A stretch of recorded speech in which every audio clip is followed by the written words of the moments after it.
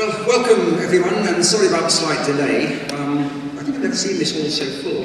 It's wonderful to see you all here. We have two speakers. Noam Chomsky will need no introduction at all. Before that, we're going to hear a few words from Jodie McIntyre, who some of you will know. I guess quite a lot of you will have seen some particularly graphic and appalling video footage on YouTube and elsewhere of the way he was, well, the only word is assaulted, attacked, manhandled and brutalised by the police during what was, up to that point, a peaceful, or relatively peaceful rally in London. So Jodie's going to speak for about 5 minutes, and we might very well get round to the topic of freedom of speech and some other very urgent contemporary issues toward the end of question time. As I say, I don't need to say anything more to introduce Noam Chomsky. He will do a very effective job of introducing himself. I just do want to say that it's an enormous pleasure and privilege to have him in Cardiff, not for the first time actually, but certainly for the first time addressing such a large and I'm sure highly receptive audience. He's been an intellectual and political inspiration to me and to millions of others throughout the world for the past best part of 4 decades. So it's a huge pleasure to introduce him and to introduce Jodie, who is going to speak to you now.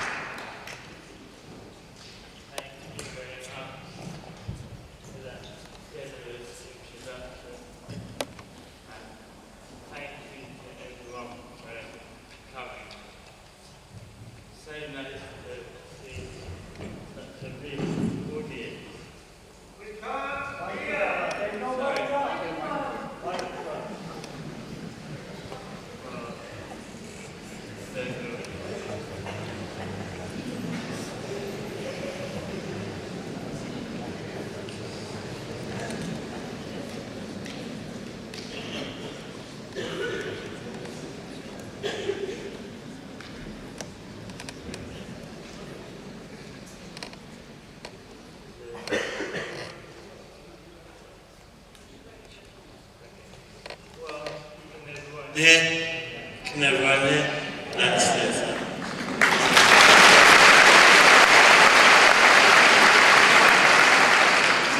So nice to see such a large audience coming out for what I think is a very important event.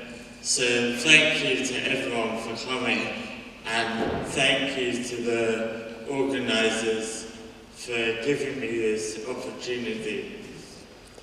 It's a huge honour for me to be sitting alongside Professor Noam Chomsky. I remember in 2009, whilst I was living in the West Bank, I was reading his book, The Fateful Triangle, and I never thought that just a couple of years later, I'd be speaking alongside the man who committed those words to paper. It's strange how the world can change so quickly, and I think no one knows that better than Hosni Mubarak in Egypt, or Ben Ali in Tunisia, or Ali Saleh in Yemen, or Muammar Gaddafi in Libya. They ruled for years with iron fists, but their iron fists could not repress the will of their people forever. British-made bullets could not deflate the momentum of these uprisings. American-supplied weapons could not beat the people into submission forever. These revolutions were not made in a day or a week, or a month. These revolutions cannot be armed by the British government, cannot be supported by the American government, because by their very definition, they cannot further the interests of the British and American governments. Our role as people living at the heart of imperialism is not to impose sanctions or to impose no-fly zones, but to show our complete and full solidarity with the people rising up in those countries.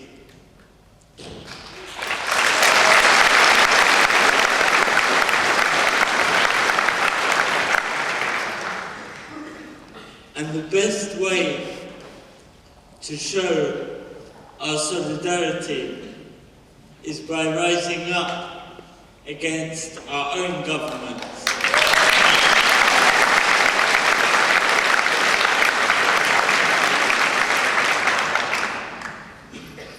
On International Women's Day 10 years ago, Comandante Esther of the Zapatista movement in southern Mexico said, "The truth is, we have resisted, even though it's been years since the war began.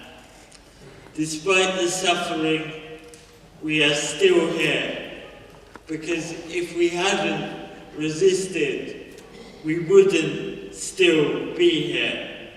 These people that are rising up across Northern Africa and Western Asia are showing us how to resist, and their strength inspires us, but it's up to us to turn that inspiration into action of our own.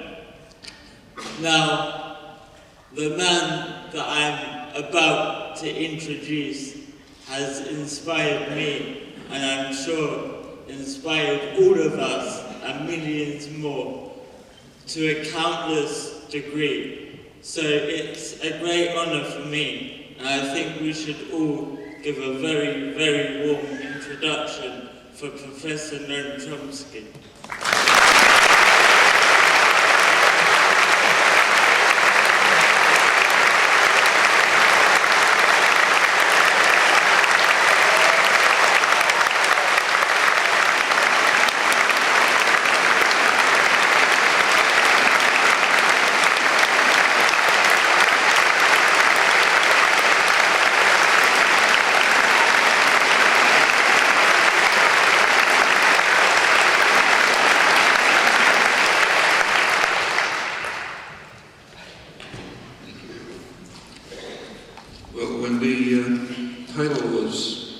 decided upon, it wasn't clear to any of us how apt it would be when the moment came. I'm sure you've all been following the very dramatic events throughout the entire region, from Morocco to Iran. Actually, the most dramatic event is one that took place yesterday. It's the famous dog that didn't bark. There was supposed to be a demonstration, a day of rage in Saudi Arabia. It was crushed completely by the security forces. Few people dared to march, nothing else.